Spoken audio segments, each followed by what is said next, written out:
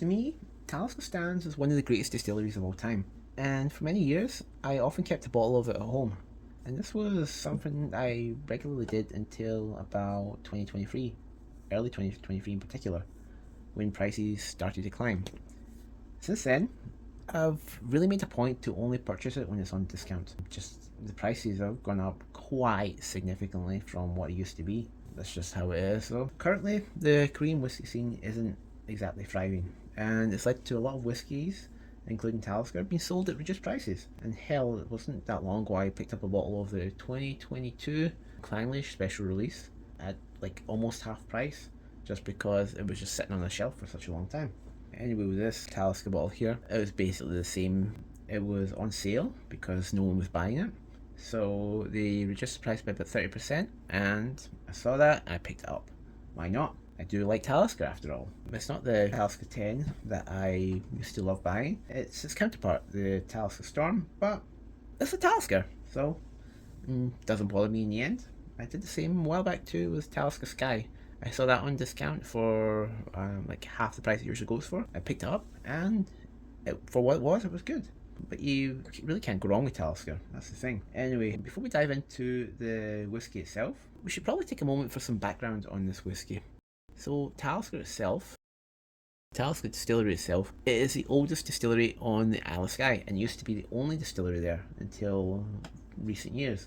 It's got a history that spans almost 200 years, and next time I review a Talisker, I will do a deeper dive into the history of this distillery. It is classified as a Highland distillery, but other people will classify it as island distillery. It just depends on how that individual classifies whiskey. Some people say there's 6 regions of Scotch whiskey, some people say there's 5 regions of Scotch whiskey. Again, that's something I can discuss in another video. It will take too long to talk about here, but it's not that important anyway. What is important is that this whiskey has a very distinctive style. Its house style is heavily influenced by its coastal location along the Atlantic Ocean. Because it's close to the coast, the distillate from that distillery, it is characterised by notes of smoke and salt. That's its main selling point. It can be a smoky whiskey and a salty whiskey at the same time. It's primarily matured in ex-bourbon casks, and these casks, they often don't impart a lot of cask influence onto the spirit itself, especially if they're reused multiple times, and this allows the true character of the spirit to shine through. So it's not masked by like heavy new oak or like sherry influences. You mostly just get the raw character of the spirit coming through, and that is exemplified by Talisker in particular, because when you taste it, it really does have the character that you'd expect from that whiskey. Now, this brings us to what's on the table here, the Talisker Storm. So this is one of the 3 key releases from Talisker, along with the Talisker 10 and Talisker Skye. This one itself was launched about a decade ago, and it carries no age statement.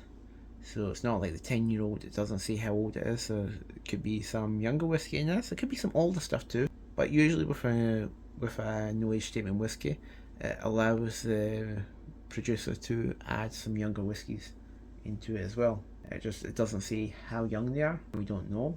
It doesn't really matter too much though. At least in Korea, this generally retails at a slightly higher price point than the original Talisker 10. And it is bottled at 45.8% in particular. And it is also chill filtered, and it is not a natural colour. It's important to note here that this does have caramel added to it. You can tell because, I mean, it doesn't have an age statement, it's quite dark in colour. You'd usually expect this kind of colour from a much older whiskey. I doubt there's a whole lot of really old stuff in this, but you can usually tell by looking at the label in the back.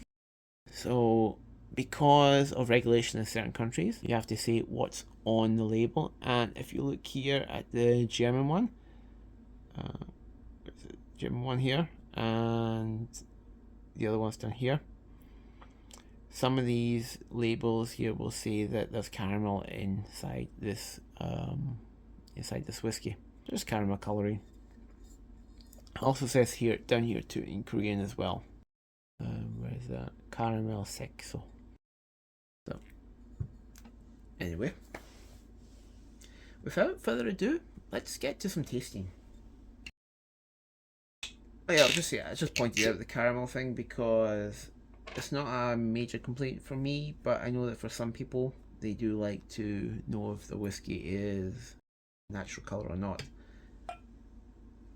Me, it doesn't really bother me, but I know that for some people it is quite a big bugbear. Alright, so let's taste this. Alright, so the first thing you notice when you nose this is there's a very strong mix of salt and smoke. It's to be expected as that is the distillery character. It just hits really strongly though. So it's briny. It immediately grabs your attention. And it reminds me, being I'm from Scotland, it reminds me of trips to places when I was a kid in particular. It reminds me of going to Ardrossan with my family, and also Saltcoats too, with both my family and also on school trips as well.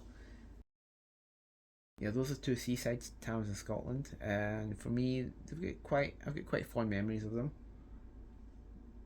But yeah, this definitely does remind me of those little seaside towns.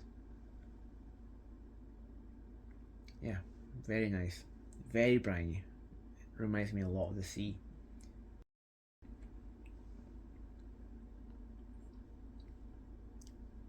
So the more I nose it, the more that it opens up.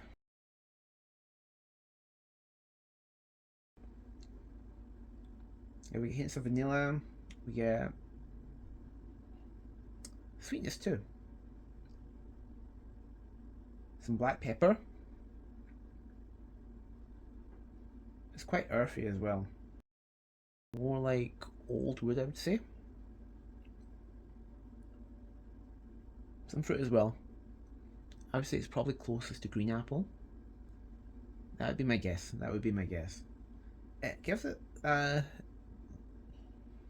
freshness, like a freshly cut green apple. But yeah, also salted, of course. As I said, one of the big notes you get in this, and it's a reminder throughout it, that it's quite a salty whiskey, quite a briny whiskey. I do like that character. It is quite nice, and that could be coming from where it's distilled. It could be the peat that's giving it that character. Who knows? But for sure, it's a character I definitely associate with places like Talisker. Anyway, time to actually taste it now. Okay, so it starts off spicy. There's black pepper and salt and pepper chips.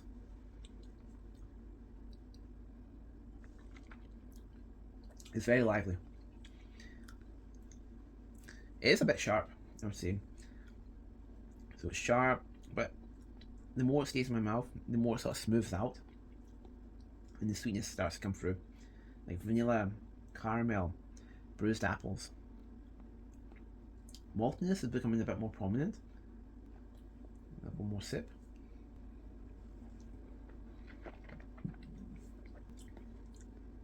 Yeah, once the spiciness recedes, the maltiness comes out more.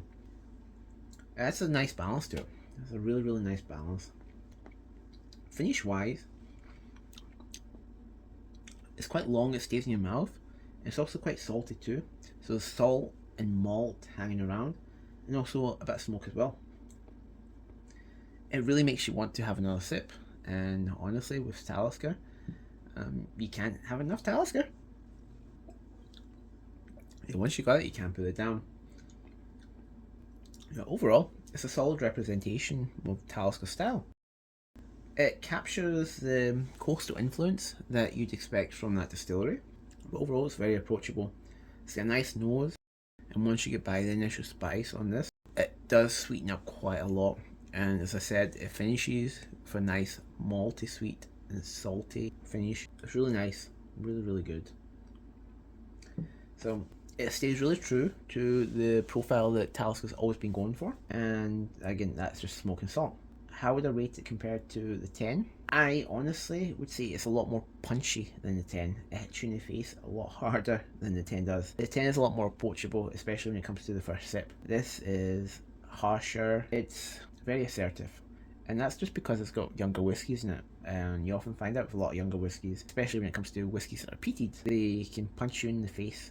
As to whether I think this is better than the 10, I guess that one day I have to get another bottle of the 10 and compare them and see which one is better.